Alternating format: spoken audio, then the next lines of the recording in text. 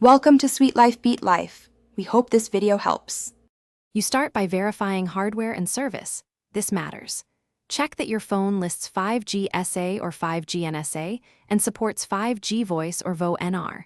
Otherwise, calls fall back to LTE.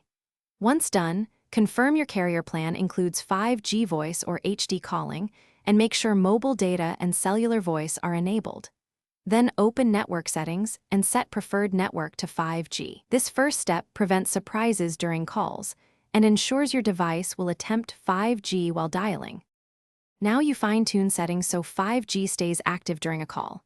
Enable VoLTE or VoNR in voice settings, and where available, set VoIP apps to prefer mobile data. That keeps voice over the 5G radio rather than switching to Wi-Fi. Close high-bandwidth background apps and pause large syncs so the modem gets priority. If your carrier supplies a 5G or voice-optimized APN, apply it. This routes voice correctly. These adjustments reduce handoffs and improve call stability on 5G. Finish by validating performance and knowing one key fix. Place test calls where you see strong 5G indicators and listen for latency, clarity, and stability. Monitor the phone's status icons.